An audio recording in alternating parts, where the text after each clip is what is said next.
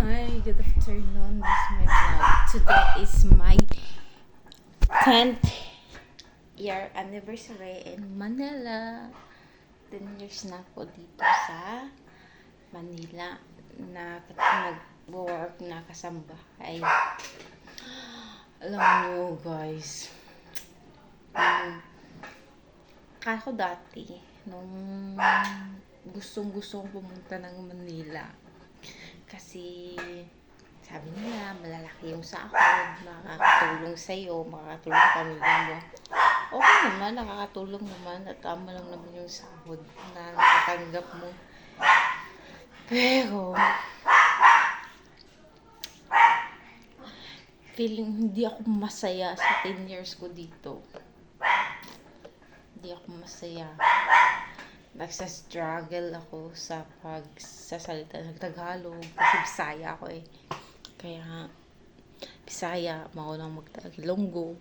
Kaya yung salita ko is may Bisaya, may Tagalog, may Ilonggo, pero nagsa-struggle ko magsasalita ng Tagalog kasi nabubulol ako minsan. Magdi-day-off ako, punta lang ang Baclaran hanggang Baclaran at buwa lang talaga ako. Tsaka, kasi naiinis ako pag magdi-day-off ako kasi, alam mo, ang traffic. Maaga ka lang umalis, darating ka doon, anong oras na, tapos pag uwi mo, maaga kang umuwi. Pagdating mo, gabi ka na. Kasi sobrang dami ng traffic. Traffic talaga guys, akala mo lang.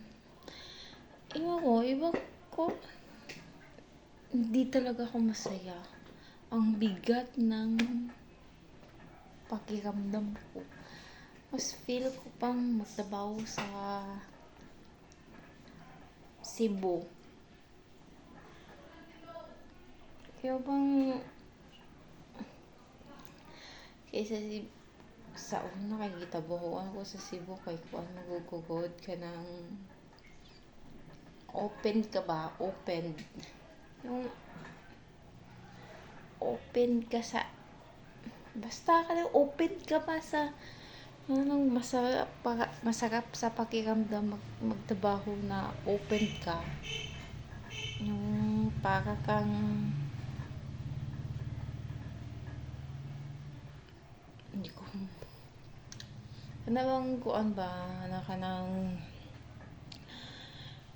mukha pag isuon nila na ilaha kang anak tapos pasagdaan kinanong kuan ana ba. Sige guys, maulang to akong istorya ninyo ha. Bye.